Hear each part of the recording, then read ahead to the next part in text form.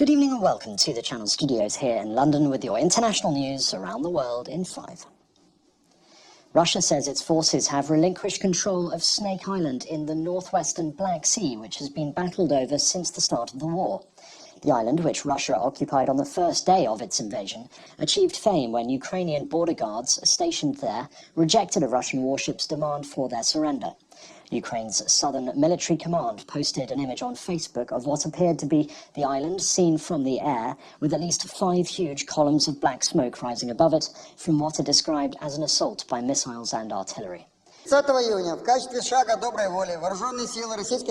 Russia's defense ministry confirmed Russian troops had withdrawn from Snake Island, calling it a goodwill gesture and saying the troops had fulfilled the tasks assigned to them. NATO's Madrid summit has come to a close, and world leaders who are part of the military alliance there have been sharing their reactions. French President Emmanuel Macron has said support for Ukraine cannot stop, saying Ukraine's fight is the European Union and NATO's fight. Meanwhile, German Chancellor Olaf Scholz said he did not want to speculate how long Ukraine would need support for. Meanwhile, Boris Johnson said Vladimir Putin has pushed the West closer together.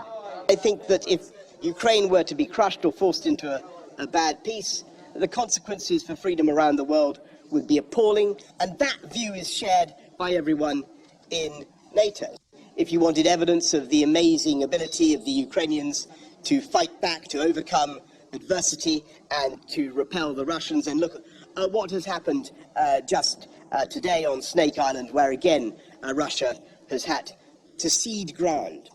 The only surviving attacker from the group that carried out the November 2015 Paris attacks has been found guilty of terrorism and murder charges. Salah Abdel Salam received a rare full life sentence for his role in the gun and bomb attacks that killed 130 people. The court also convicted 19 other men involved, 6 of whom are believed to be dead. The trial, the biggest in modern French history, began last September. The attacks across bars, restaurants, the National Football Stadium and the Bataclan music venue on the 13th of November 2015 saw hundreds injured alongside those killed. Ferdinand Marcos Jr. has been sworn in as the Philippine president in a ceremony in Manila, succeeding the outgoing leader Rodrigo Duterte. His inauguration marks a stunning comeback for the Marcos political dynasty, which was ousted after a popular revolt in 1986.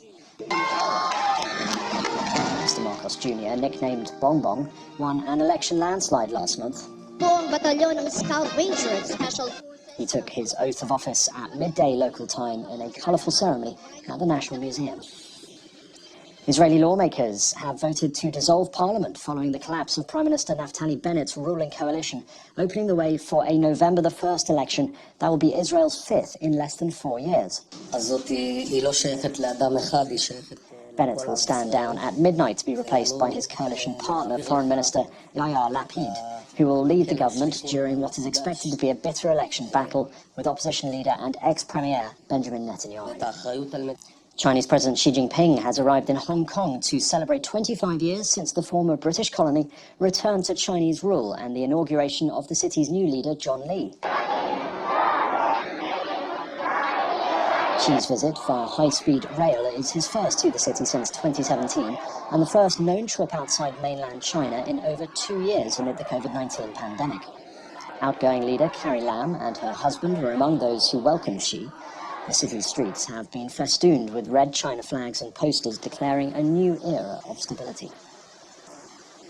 And finally, the popular fitness coach Joe Wicks had a large crowd of Londoners sweating and struggling for breath as he led them in a high-intensity interval training session in the British capital's Hyde Park.